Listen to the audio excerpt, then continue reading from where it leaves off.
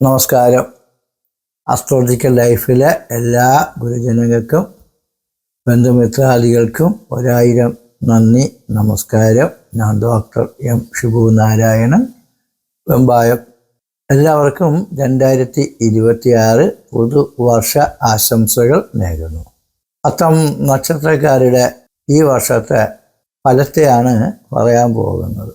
ജാതകത്തിലുള്ള ഗ്രഹസ്ഥിതി പോലെയാണ് ജീവിതത്തിലും ഗ്രഹങ്ങളുടെ സഞ്ചാരകാലം കൊണ്ട് നമുക്കുണ്ടാകുന്ന ഫലങ്ങളും അതുകൊണ്ടുള്ള ഗുണങ്ങളും ദോഷങ്ങളും ഒക്കെ നിർണ്ണയിക്കുന്നത്. ഇപ്പോൾ അത്തം നക്ഷത്രക്കാർക്ക് ഈ വർഷം തുടക്കം മുതൽ 6-ാം മാസം വരെ 2026 6-ാം മാസം വരെ വേഴഗ്രഹം 10-ലാണ് സഞ്ചരിക്കുന്നത്. അപ്പോൾ 10-ൽ നിൽക്കുന്ന വേഴൻ 2026 6-ാം മാസം മുതൽ 2026 10-ാം മാസം അവസാനം വരെ 11-ൽ വരും. അതും നല്ലതാണ്. അതിനുശേഷം 2027 ജനുവരി വരെ വേഴൻ കർക്കിടകം രാശിയിൽ നിന്ന് ചിങ്ങൻ രാശിയിൽ പ്രവേശിക്കുമ്പോൾ 12-ൽ വരും. എന്നിട്ട് വീണ്ടും വേഴൻ കർക്കിടകൻ രാശിയിലേക്ക് തിരിച്ച് വക്രത്തിൽ പ്രവേശിക്കും. അങ്ങനെ ഈ വർഷവും വേഴൻ നിൽക്കുന്നവർക്ക് 10-ലും 11-ലും 12-ലും ആണ് സഞ്ചരിച്ചു കൊണ്ടിരിക്കുന്നത്. അപ്പോൾ ഈ കാലഘട്ടം നിങ്ങൾക്ക് വളരെ നല്ലതാണ്. അത്തം നക്ഷത്രക്കാർ 10-ൽ വേഴൻ സഞ്ചരിക്കുന്ന സമയം നല്ല ജോലി കിട്ടും. ഉള്ള പ്രവൃത്തികളിലും വളരെ ഐശ്വര്യവും അഭിവൃദ്ധിയും പുരോഗതികളും ഒക്കെ കിട്ടും. ഒരു ഹീറോ ആയിട്ടിരിക്കുന്ന ഒരാൾ ഹീറോ ആകുന്ന സമയമാണ് 10-ൽ വേഴഗ്രഹം സഞ്ചരിക്കുമ്പോൾ.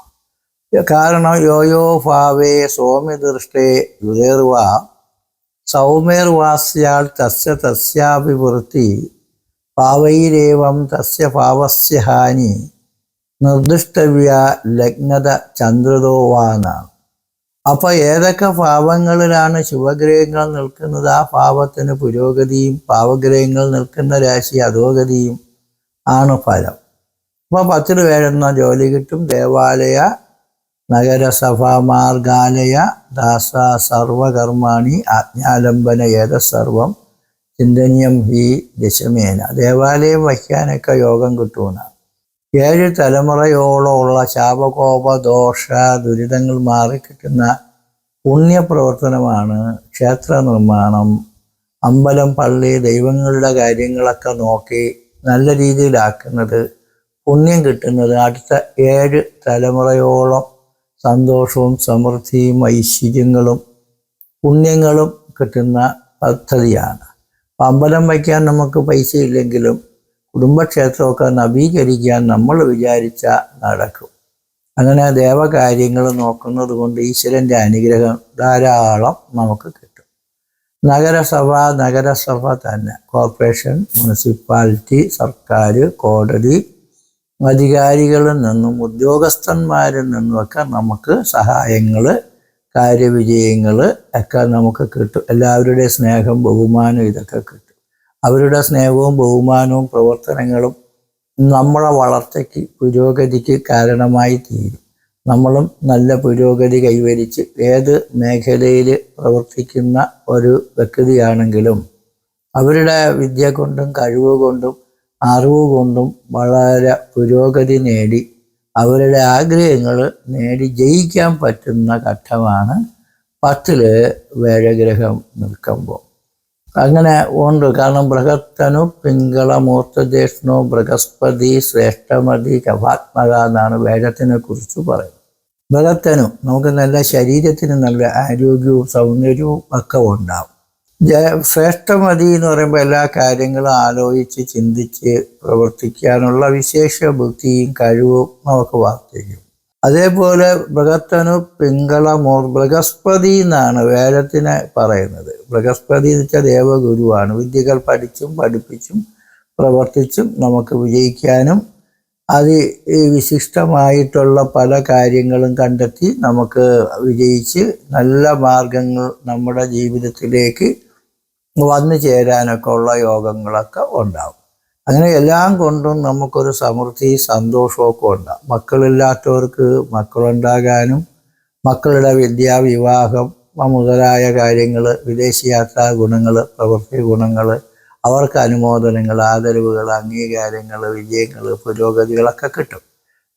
ധനകാരകനും സന്താനകാരകനും ഭാഗ്യകാരകനുമൊക്കെ. അപ്പോൾ ധനത്തിനും സന്താനത്തിനും ഭാഗ്യത്തിനും ഒക്കെ പുരോഗതി ഉണ്ട്. വീട് വയ്ക്കാൻ യോഗമുണ്ട്. വർഷങ്ങൾ കൊണ്ട് വീട് വയ്ക്കണമെന്ന് ആഗ്രഹിച്ച് പരിശ്രമിച്ചിട്ട് പരാജയപ്പെട്ട് കിടക്കണവർക്ക് ഒരു വീട് വയ്ക്കണമെന്നുള്ള ആഗ്രഹമാണെങ്കിലും ഒരു മുറിയും കൂടെ വച്ചാൽ കൊള്ളാമെന്ന് വരെ തോന്നി വീടിൻ്റെ നിർമ്മാണം, പ്രവർത്തനം ഇതൊക്കെ വിജയിക്കാനും വീട് വാങ്ങിക്കാനും വസ്തു വാങ്ങിക്കാനും ഒക്കെ ഉള്ള യോഗമുണ്ട്. സർവ കർമാണി എന്ന് വെച്ചാൽ എല്ലാ കർമ്മങ്ങളും നമ്മൾ ഏതൊക്കെ കാര്യങ്ങൾ ആലോചിച്ച് ചിന്തിച്ച് പ്രവർത്തിച്ചാലും, ഏതൊക്കെ ജോലി, ഏതൊക്കെ ബിസിനസ്, ഏതൊക്കെ വിദ്യ, ഏതൊക്കെ മേഖല, അതിലൊക്കെ പ്രവൃത്തി കിട്ടും. നിങ്ങളെല്ലാ മേഖലകളും ശോഭിക്കുന്ന ആളാണ് ഈ അത്തം നക്ഷത്രക്കാർ. കുറച്ച് നൃത്തം, വാദ്യം, കലാമേഖലയിലൊക്കെ ശോഭിക്കുന്നവർ, രാഷ്ട്രീയ രംഗങ്ങളിലും പൊതുപ്രവർത്തന രംഗങ്ങളിൽ ശോഭിക്കുന്നവർ, വിദ്യാരംഗങ്ങളിലും പ്രവർത്തന രംഗങ്ങളിലും ശോഭിക്കുന്നവർ, എല്ലാ രംഗങ്ങളിലും അവരുടെ കഴിവ് ഏത് മേഖലയിൽ പ്രവർത്തിച്ചാലും കുഴപ്പമില്ല. ആ മേഖലയിൽ നല്ല ഉയർച്ച, പദവി, അംഗീകാരങ്ങളും അതേപോലെ നമുക്കൊരു അഡ്മിഷന് വേണ്ടി ശ്രമിച്ചാലും ജോലിക്ക് വേണ്ടി ശ്രമിച്ചാലും അതൊക്കെ എളുപ്പത്തിന് സാധിച്ച് കിട്ടുന്ന യോഗമുണ്ട്. വിവാഹം, കുടുംബസൗഖ്യം, ബന്ധുഗുണം, ജീവിത പുരോഗതി, സ്വസ്ഥത, സമാധാനം, സൗഭാഗ്യം ഒക്കെ കിട്ടും. പിന്നെ കൂടാതെ ഈശ്വരാനുകൂല്യം വളരെ വർദ്ധിച്ച് തെളിഞ്ഞ് നിൽക്കുന്ന സമയമാണ്. വേഴഗ്രഹം 10 നിൽക്കുന്ന സമയം. ഈശ്വരൻ്റെ അനുഗ്രഹം എപ്പോഴും കിട്ടൂല. കാരണം ഈശ്വരനെ കണ്ടിട്ടുള്ളവരും കർണിനെ കണ്ടിട്ടുള്ളവരും ഈ ഭൂലോകത്ത് ആരുമില്ല. അപ്പോൾ ഈശ്വരൻ്റെ അനുഗ്രഹം ഉള്ളപ്പോഴാണ്, കറണ്ട് ഉള്ളപ്പോഴാണ് എല്ലാ മോട്ടോറും പ്രവർത്തിക്കുന്നത്, മെഷീനറി പ്രവർത്തിക്കുന്നത്, ഫാക്ടറി പ്രവർത്തിക്കുന്നത്, നമ്മളെ എല്ലാ ഗ്രഹവും ഉപകരണങ്ങളും പ്രവർത്തിക്കുന്നത്. കറണ്ട് ഉണ്ടെങ്കിലേ ഉള്ളൂ. അതേപോലെ നമ്മളെ പവർ എന്ന് പറയുന്നത് മാൻ പവർ നല്ല രീതിയിൽ വരണമെങ്കിൽ നമുക്ക് ഈ ദൈവാനുഗ്രഹം ഉള്ള സമയത്ത് തുടങ്ങുന്ന ഏത് കാര്യവും വിജയകരമായിട്ട് നമുക്ക് പുരോഗതി പ്രാപിച്ച് വരാനുള്ള സാധ്യതയും യോഗവും ഉണ്ട്. 10 മാറി 11 അടുത്ത് വരുന്നത്. 11 എന്ന് പറയുന്നത് വളരെ ഭാഗ്യമുള്ള സമയമാണ്. ജ്യോതിഷത്തിൽ ഏറ്റവും നല്ല രാശി എന്ന് പറയുന്നത് 11 ഏറ്റവും നല്ല ഗ്രഹം എന്ന് പറയുന്നത് വേഴനുമാണ്. 11 വേഴം വരണ ആ ഒരു വർഷം നമുക്ക് സർവ്വവിധ ഐശ്വര്യങ്ങളും അഭിവൃദ്ധികളും പുരോഗതികളും കിട്ടും. 11 സർവാഭീഷ്ടാഗമോ, സർവാഭീഷ്ട കാര്യങ്ങൾക്കും വിജയവും പുരോഗതിയും ഉണ്ടാവും. ജ്യേഷ്ഠന്മാരെ കൊണ്ടും ഭ്രാതാവെന്ന് വെച്ചാൽ അമ്മ പ്രസവിച്ച മക്കൾ, സ്വന്തം സഹോദരങ്ങളെ കൊണ്ടും സഹായം. ജ്യേഷ്ഠന്മാരെന്ന് പറയുന്നത് അമ്മ പ്രസവിക്കാത്തതും എന്ന സഹോദരങ്ങളെ പോലെ നമ്മളെ വളരെ രീതിയിൽ സ്നേഹിക്കുകയും സഹായിക്കുകയും ചെയ്യുന്ന ചില മിത്രങ്ങളും ബന്ധുക്കളും റിലേഷൻഷിപ്പും ഫ്രണ്ട്ഷിപ്പും ഒക്കെ നമുക്കുണ്ടാവും. അവർ നമുക്ക് വേണ്ടി വലിയ കാര്യങ്ങളൊക്കെ ചെയ്ത് നമ്മളെ കാര്യങ്ങളും കൂടെ വിജയിപ്പിച്ച് അവരുടെ കാര്യം പോലെ നമ്മളെ സ്നേഹിക്കുകയോ സഹായിക്കുകയൊക്കെ ചെയ്യുന്ന വ്യക്തിത്വങ്ങൾ ആ സമയത്തുണ്ടാവും. അർത്ഥലാഭം നിറയെ പൈസയൊക്കെ കിട്ടുമെന്നാണ്. അപ്പോൾ ഒരു പഠിക്കാൻ പോകുന്ന ഒരാളിന് ശമ്പളം കിട്ടൂലല്ലോ എങ്കിലും സ്കോളർഷിപ്പ് കിട്ടും, അഡ്മിഷൻ കിട്ടും. ഒരുപാട് പണം വാരി ചെലവാക്കിയാൽ പോലും കിട്ടാത്ത അഡ്മിഷൻ, അധികാരം, അഭിവൃദ്ധി ഇതൊക്കെ കിട്ടും. 0 ആയിട്ടിരിക്കുന്ന ഒരാൾ ഹീറോ ആയിട്ട് വരാനുള്ള സാധ്യത യോഗമൊക്കെ ഉണ്ട്. 11 വേഴുന്ന ബഹുവായിട്ടുള്ള ചില വിശേഷ ഫലങ്ങൾ ആചാര്യന്മാർ കൽപ്പിച്ചിട്ടുണ്ട്. ഒന്ന് യജ്ഞാരോഗ്യം, ദീർഘായുഷവാജ്യം എന്നാണ്. ആയുസ്സും ആരോഗ്യവും കിട്ടും. സ്വന്തമായിട്ട് ഹോസ്പിറ്റൽ ഉണ്ടായിരുന്നാലും ഒരു ഡോക്ടറായിരുന്നാൽ പോലും ആയുസ് പിടിക്കാനും ആരോഗ്യം പിടിക്കാനും പറ്റൂല. ഭഗവാൻ വിചാരിച്ചാലേ പറ്റും. അപ്പം നമുക്ക് ആയുസ്സും ആരോഗ്യമൊക്കെ കിട്ടും. അപ്പം എന്ന് വെച്ചാൽ വലിയ പെട്ടെന്നുണ്ടാകുന്ന ചില അസുഖങ്ങൾ, അപകടങ്ങളൊക്കെ നമുക്ക് വന്നുപോയി. അയ്യോ ആൾ തട്ടിപ്പോകുമെന്ന് വിചാരിക്കരുത്. തട്ടിപ്പോവേണ്ടുന്ന ആളും എങ്ങനെ രക്ഷപ്പെട്ടാന്തോന്ന് തോന്നും. അങ്ങനെ ആയുസ്സും ആരോഗ്യവും ഒക്കെ കിട്ടും. 2 ദക്ഷിണേ അനുകൂലേ പ്രായോ അനുകൂലാക സകലാശദൈവ, സർവ്വദേവന്മാരുടെ അനുകൂലം നമുക്കുള്ള സമയമാണ്. അതുകൊണ്ട് എന്ത് കാര്യത്തിന് പോയാലും അതൊക്കെ വിജയിച്ച് നേടാനുള്ള സാഹചര്യം നമുക്കുണ്ട്. ഭഗവാന്റെ പ്രീതി നമുക്ക് കിട്ടിക്കഴിഞ്ഞാൽ വളരെ പുരോഗതി നമുക്ക് കിട്ടും. സ്ഥാനമാനം, അധികാരമൊക്കെ കിട്ടും. 3 കോടി ദോഷ വിനസ്യ ഗർഗസ്യ വചനം ദദാ എന്നാണ്. 11 വേഴനും അതേപോലെ ചന്ദ്രനും സൂര്യനും ഒക്കെ ഒരു പ്രശ്നത്തിലാണ് ജാതകത്തിലൊക്കെ നിന്നാൽ അത് കോടി ദോഷത്തെയും നശിപ്പിച്ച് നല്ലത് തരും. ദിവാസൂര്യ നിശാചന്ദ്രേ ലഗ്നാദേകാദശസ്ഥിതേ കോടിദോഷ വിനസസ്യ ഗർജസ്യ വചനം തഥാണ് ഗൃഹാചാര്യർ പറയുന്നത്. കോടി ദോഷങ്ങൾ നമ്മുടെ ജീവിതത്തിന് പാരയായിട്ട് വന്നാലും നമുക്ക് അതിൽ നിന്നൊക്കെ രക്ഷപ്പെടാൻ പറ്റും. ചിലപ്പോൾ നമ്മുടെ വളർച്ചയും ഉയർച്ചയൊക്കെ കണ്ട ആളുകൾ പാര പണിയും അള്ളു പണിയും നമുക്ക് കിട്ടിയ അവസരങ്ങൾ, അധികാരങ്ങൾ, ജോലികൾ, അടുപ്പങ്ങൾ, ചില പുതിയ ബന്ധങ്ങൾ, ഇതൊക്കെ തകർക്കാൻ വേണ്ടി വലിയ ഭാര്യയൊക്കെ പണിഞ്ഞ് നമ്മളെ മാനസികമായിട്ട് തളർത്താൻ ശ്രമിച്ചാലും ഭഗവാന്റെ അനുഗ്രഹം കൊണ്ട് തളർത്തുകയല്ല വളർത്തുകയും ഉയർത്തുകയും ചെയ്യുന്ന അവസ്ഥകൾ നമുക്കുണ്ടാകും. കോടി ദോഷം ഉണ്ടെങ്കിലും മാറിക്കിട്ടും. 4 പറയുന്നത് ദരിദ്രന്മാരും പിച്ചക്കാരും പോലും നല്ല സമ്പന്നരായിട്ട് മാറുമെന്നാണ്. അപ്പം അതുകൊണ്ട് നിങ്ങൾക്ക് സർക്കാരിൻ്റെ ഭാഗത്ത് വീട് വയ്ക്കാനും വസ്തു വാങ്ങിക്കാനും വണ്ടി വാങ്ങിക്കാനും മരുന്ന് വാങ്ങിക്കാനൊക്കെ ഭാഗ്യമില്ലാത്തവർ ഒരുപാട് പേരുണ്ട്. അപ്പം അവർക്കൊക്കെ സർക്കാരിൽ നിന്ന്, നാട്ടുകാരിൽ നിന്ന്, കൂട്ടുകാരിൽ നിന്നൊക്കെ, സമൂഹത്തിൽ നിന്നൊക്കെ പലവിധ സഹായങ്ങൾ കിട്ടും. വീട് വയ്ക്കാൻ യോഗം ഉണ്ടെന്ന് വീട് വയ്ക്കാൻ പൈസ ഇല്ലാത്ത നിങ്ങൾക്ക് എങ്ങനെ വീട് വയ്ക്കാൻ പറ്റും എന്ന് പലവരും ചോദിക്കുന്നുണ്ട്. വീട് വയ്ക്കാൻ പൈസ ഇല്ലെങ്കിൽ ഒന്നീ പഞ്ചായത്തിൽ നിന്ന് വീട് കിട്ടും, അല്ലെങ്കിൽ സർക്കാർ വീട് കൊടുക്കും, അല്ലെങ്കിൽ നാട്ടുകാർ എല്ലാവരും അവർക്ക് വീട് വയ്ക്കാനുള്ള സഹായങ്ങളൊക്കെ ചെയ്യും. അപ്പോൾ ഇത് പൊതുവായിട്ടുള്ള ഫലമല്ലേ, എല്ലാവർക്കും വലിയവനും ചെറിയവനും ഒക്കെ സമയത്തിൻ്റെ മാറ്റം കൊണ്ട് നല്ല ഗുണങ്ങളും ഭാഗ്യങ്ങളും ചില സമയങ്ങളിൽ നേടിയെടുക്കും. ലോട്ടറിയൊക്കെ അടിക്കുന്ന ഉടനെ ആൾക്കാർ ചോദിക്കും, ലോട്ടറി നമുക്ക് എടുക്കണേ തെറ്റില്ല, തോനെ എടുക്കരുത്, പരീക്ഷണാർത്ഥം ഒരെണ്ണമായിട്ട് എടുക്കാം. കാരണം ഈ 11 വേഴം നിൽക്കുമ്പോൾ സദനസ്ഥ ലാഭ കലശ ജീവോ ക്രമശോ വിലഗ്നാൽ നിറയെ പണം കിട്ടുമെന്നാണ് പറയുന്നത്. അപ്പോൾ ജോലിയിൽ നിന്ന് നമുക്ക് പൈസ കിട്ടും, അധ്വാനം കൊണ്ടുള്ള നേട്ടങ്ങളൊക്കെ കിട്ടുമെങ്കിലും ഒരു ചിട്ടി ചെയ്താൽ ചിലപ്പോൾ ചിട്ടി നമുക്ക് കിട്ടും. അങ്ങനെയൊക്കെയുള്ള പണങ്ങൾ കൂടുതൽ പ്രതീക്ഷിക്കാം.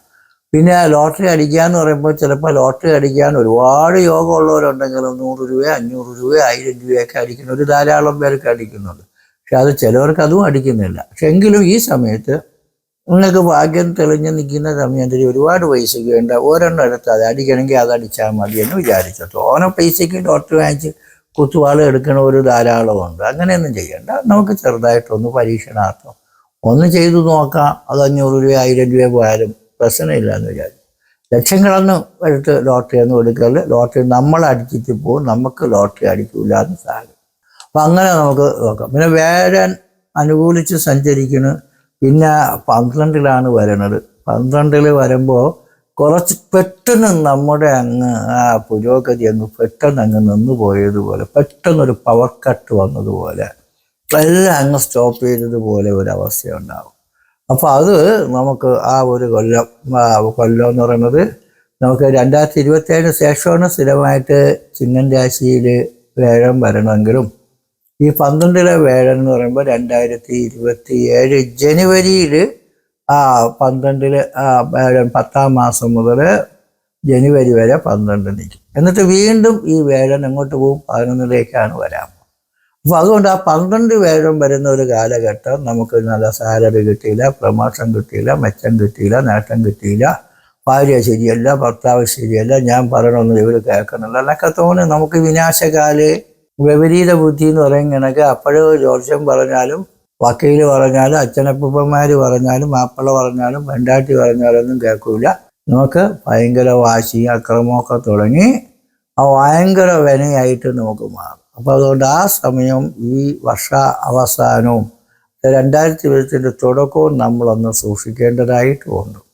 അതുകൊണ്ട് ഇപ്പോഴേ മുൻകരുതലുകൾ എടുക്കണം. എങ്ങനെയാണ് വിഷ്ണു പൂജ, നവഗ്രഹ പൂജ, ഐശ്വര്യ പൂജ ഇതൊക്കെ ചെയ്യണം. ശനി 7 നിൽക്കുന്ന സമയവും കൂടിയാണ്. അതുകൊണ്ട് 7-ൽ ശനി നിൽക്കുമ്പോഴാണ് വിവാഹ ദാമ്പത്യ സൗഖ്യം കുറഞ്ഞു പോണത്. ഭാര്യ കലവിച്ചുകയും ഭർത്താവ് കലവിച്ചുകയും പോകുന്നത് മാത്രമല്ല, ബന്ധം വേണ്ട എന്ന് വരെ നമുക്ക് തോന്നിപ്പോകും. അതുകൊണ്ട് ഈ സമയത്ത് ബന്ധം അടിച്ച് പൊളിച്ച് നശിപ്പിച്ച് കളയാതിരിക്കാൻ വേണ്ടി ദീർഘ സുമംഗലി പൂജ, നവഗ്രഹ പൂജയൊക്കെ ചെയ്യണം. ചിലവർക്ക് കല്യാണം വേണ്ട, ഭർത്താവ് വേണ്ട എന്നൊക്കെ തോന്നും. അതിൽ നമുക്ക് ചില സമയങ്ങളിൽ ആരും വേണ്ട, ഞാൻ ഒറ്റയ്ക്ക് രക്ഷപ്പെടും എന്നുള്ള ചിന്ത, എനിക്ക് ഒറ്റയ്ക്ക് മതി, ഭാര്യ വേണ്ട, ഭർത്താവ് വേണ്ട, മക്കൾ വേണ്ട എന്നൊക്കെ പുതിയ തലമുറയുടെ പുതിയ ആഗ്രഹങ്ങളാണ്. ഒരു 50 വയസ്സ് പോയി അപ്പോൾ തടിയും മുടിയും സൗന്ദര്യവും ആരോഗ്യവും ഫ്രണ്ട്ഷിപ്പും റിലേഷൻഷിപ്പും എല്ലാം പോവും. അപ്പോഴും നമ്മൾ ഒറ്റയ്ക്കേ കാണും. അപ്പോഴാണ് നമുക്ക് എല്ലാവരും വേണമായിരുന്നു. എൻ്റെ കൂടെ പഠിച്ചിട്ടുള്ളവർക്ക് മക്കളുണ്ട്, മരുമക്കളുണ്ട്, ചെറുമക്കളുണ്ട്, അവർക്ക് എന്തെല്ലാം സുഖമുണ്ട്, സന്തോഷമുണ്ട്, എനിക്ക് മാത്രം ഒന്നുമില്ലല്ലോ എന്ന് അപ്പോഴും നിങ്ങൾ പരിഭവിച്ചിട്ട് കാര്യമില്ല. ഇപ്പോഴേ പരിശ്രമിച്ചാലേ നല്ല വയസ്സാം കാലത്ത് മക്കളും മരുമക്കളും ചെറുമക്കളും ഒക്കെ ഉണ്ടാവും. അവരുടെ സഹായം നമുക്ക് എല്ലാവരെയും കിട്ടണമെന്നില്ല. പക്ഷെ നമ്മൾ എങ്ങനെ അച്ഛനമ്മമാരെ സംരക്ഷിച്ച് സ്നേഹിച്ച് വളർത്തുന്നു, അതേപോലെ നമ്മളെ പിള്ളേർ വളർത്തുമെന്ന് സാരം. നമ്മൾ ആർക്കും വേണ്ടാന്ന് പറഞ്ഞ് ഉപകാരം ഇല്ലാതെ ആർക്കും ഒരു ശല്യത്തിന് പോയില്ലെങ്കിൽ എങ്ങനെയെങ്കിലുമൊക്കെ ജീവിച്ചാൽ മതി എന്ന് വിചാരിച്ചാൽ ചിലപ്പോൾ ജീവിതം നമുക്കും എത്ര മിടുക്കരാണെങ്കിലും, ഡോക്ടറാണെങ്കിലും, എഞ്ചിനീയറാണെങ്കിലും, വക്കീലാണെങ്കിലും, ജോത്സ്യനാണെന്നാലും നമ്മളൊരു മനുഷ്യനാണ്. മനുഷ്യന് പറ്റുന്ന അമളികളൊക്കെ എല്ലാവർക്കും പറ്റും. അതുകൊണ്ട് നമ്മളിത് സൂക്ഷിക്കേണ്ടതായിട്ടുണ്ട്. വിവാഹ, ദാമ്പത്യ, കുടുംബ സൗഖ്യം നല്ല രീതി വരാൻ ദീർഘ മാംഗല്യ യോഗ, ഐശ്വര്യ പൂജ ഇതൊക്കെ നമുക്ക് ചെയ്യാം. പിന്നെ രാവു 6 നിൽക്കുമ്പോൾ നമുക്ക് പാമ്പ് കടി, പേപ്പട്ടി കടി, വിഷവയ്യ, നടുവേദന, മുറിവേദന, കാലുവേദന, കടം, അപകടം, വണ്ടിയൊക്കെ ഓട്ടിക്കുന്നതൊക്കെ സൂക്ഷിച്ചോളാം. കടവും അപകടവും തമ്മിൽ വലിയ വ്യത്യാസമില്ല. കടം കൊണ്ട് എത്ര കർഷകന്മാർ ചത്തിട്ടുണ്ടെന്നും അപകടം കൊണ്ട് എത്ര കർഷകന്മാർ മരിച്ചിട്ടുണ്ടെന്നും എടുത്തു നോക്കിയാൽ അറിയാം. അപ്പോൾ നമുക്കറിയാൻ പറ്റും കടമാണോ അപകടമാണോ ഏറ്റവും കൂടുതൽ. അപ്പം കടം കൂടുതൽ വരും. കടമൊക്കെ വാങ്ങിക്കുക, ധൈര്യമായിട്ട് വാങ്ങിക്കുക. എന്തുകൊണ്ട്? നമുക്ക് വീട് വയ്ക്കാം, വസ്തു വാങ്ങിക്കാം, വണ്ടി വാങ്ങിക്കാം, പഠിക്കാനൊക്കെ യോഗമുള്ളപ്പോൾ ചിലപ്പോൾ ലോണുകളും കടങ്ങളും ഒക്കെ എടുക്കേണ്ടി വരും. അപ്പോൾ ഈ കടമൊപ്പം വന്നാലും നിങ്ങൾ പേടിക്കേണ്ടതെന്ന് പറഞ്ഞ കാര്യം എന്താണ്? ഒരു വീട് വയ്ക്കാനോ വണ്ടി വാങ്ങിക്കാനോ വസ്തു വാങ്ങിക്കാനോ ഒക്കെ കടം വന്നാലും ഒരു പക്ഷേ നമ്മളെ കയ്യിൽ അതിൻ്റെ പൈസയുടെ കയ്യിലേക്ക് വിറ്റാലെങ്കിലും കടം തീർക്കാൻ പറ്റും. അങ്ങനെയാണ് നമുക്ക്. അതേസമയം ഒരു ബിസിനസ്സൊക്കെ സ്റ്റാർട്ട് ചെയ്ത് നമുക്ക് കടം വന്നു പോയാൽ നമ്മളെ പാർട്ട്ണർ, ഫ്രണ്ട്സ് ഇതൊക്കെ പറ്റിച്ചുകൊണ്ട് പോയി റിയൽ എസ്റ്റേറ്റ്, ഷെയർ മാർക്കറ്റ് അതിലൊക്കെ പൈസ പോവുകയൊക്കെ ചെയ്താൽ തിരിച്ചു പിടിക്കാൻ വളരെ പാടാണ്. അതുകൊണ്ട് നമുക്ക് ആവശ്യമുള്ള ആ കടങ്ങൾ നമുക്ക് മെയിൻറ്റെയിൻ ചെയ്ത് പോവാൻ. നമുക്ക് പത്തായത്തിൽ നെല്ലുണ്ട് എന്ന് പറയുന്നത് പോലെ കഞ്ഞിയൊക്കെ അരിയില്ലെങ്കിലും നമുക്ക് ഉള്ളത് കൊണ്ട് കാര്യങ്ങൾ ഒപ്പിച്ചു വരക്കി രക്ഷപ്പെടാം. പിന്നെ ഭക്തി ധാരാളം വേണം. നമുക്ക് ഈശ്വരൻ്റെ അനുഗ്രഹം ഉള്ളവരാണ്, കഴിവുള്ളവരാണ്. അതുകൊണ്ട് കാലഭൈരവ ക്ഷേത്രത്തിൽ ദർശനം വഴിപാടൊക്കെ നടത്തുന്നത് പൊതുവേ നല്ലതാണ്. കുടുംബക്ഷേത്രത്തിൽ പോകണം, വീട്ടിൻ്റെ അടുത്തുള്ള പരിസരത്തുള്ള അമ്പലങ്ങളിൽ പോകണം, ദേവാലയങ്ങൾ ഏത് ദൈവങ്ങളായിരുന്നാലും അവിടെയൊക്കെ വേണ്ടത് ചെയ്യണം. അത് ഇപ്പം നമ്മളടുത്തൊരു അമ്പലം ഉണ്ടെങ്കിൽ നമ്മൾ ഞാൻ മുസ്ലിം അല്ലേ അല്ലെങ്കിൽ ഒരു ക്രിസ്ത്യാനി അവിടെ പോകണം. നമ്മളൊരു ഹിന്ദു ആണെങ്കിലും ഇസ്ലാം ആണെങ്കിലും ക്രിസ്ത്യാനി ആണെങ്കിലും മനുഷ്യനാണ്. ദൈവങ്ങളുടെ അനുഗ്രഹം നമുക്ക് വേണം. ഏത് അമ്പലത്തിലും പള്ളിയിലും ഒക്കെ നിവർത്തിയുള്ളതുപോലെ ചെയ്ത് നമ്മൾ സ്നേഹിച്ച് എല്ലാവരെയും പോകണം. ജാതിയുടെ പേരിനോ മതത്തിൻ്റെ പേരിനോ ദൈവത്തിൻ്റെ പേരിനോ ഒന്നും വിരോധം കാണിക്കണ്ട. അപ്പം അങ്ങനെ നമുക്ക് ദൈവങ്ങളെയൊക്കെ കണ്ട് മനസ്സിൽ പ്രാർത്ഥിച്ച് മുന്നോട്ട് പോകുമ്പം നമുക്ക് നല്ലത് വരും. കാലഭൈരവ ക്ഷേത്രത്തിൽ സർവ്വ ദൈവങ്ങളും ഉണ്ട്. അപ്പോൾ അവിടെ എല്ലാ അമാവാസ്യ തോറും പൂജയുണ്ട്. പൂജയിൽ പങ്കെടുക്കാൻ താല്പര്യമുള്ളവർ വാട്സപ്പിൽ മെസ്സേജ് അയയ്ക്കുക. പിന്നെ ജാതകം പരിശോധിച്ച് നോക്കണം. ജാതകത്തിൽ നല്ല സമയമാണെങ്കിലും ഒന്നും പേടിക്കേണ്ട. പക്ഷേ ജാതകം പരിശോധിക്കണം. ജനന തീയതി, ജനിച്ച സമയം, ജനിച്ച ജില്ല, പേര്, നക്ഷത്രം, ഫീസ് ഇതൊക്കെ സെൻഡ് ചെയ്യണം. അയച്ചു തന്നാൽ നമുക്ക് നോക്കി കാര്യങ്ങൾ പറഞ്ഞുതരാം, പരിഹാരം പറഞ്ഞുതരാം. നിങ്ങൾക്ക് എല്ലാവർക്കും ഈ വർഷം അത്തം നക്ഷത്രത്തിന് പൊതുവെ ജീവിതത്തിൻ്റെ നിങ്ങളുടെ ആഗ്രഹങ്ങളെല്ലാം സ്വപ്നങ്ങളും യഥാർത്ഥമായി ആഗ്രഹങ്ങളും നേടി ജീവിത നേട്ടങ്ങൾ കൈവരിച്ച് ഈ ജന്മം വളരെ സമ്പൂർണ്ണ സന്തോഷ സമൃദ്ധിയോടുകൂടി ജീവിക്കാനുള്ളതാണ് എന്ന് പറഞ്ഞുകൊണ്ട് നിർത്തുന്നു. എല്ലാവർക്കും നന്ദി, നമസ്കാരം.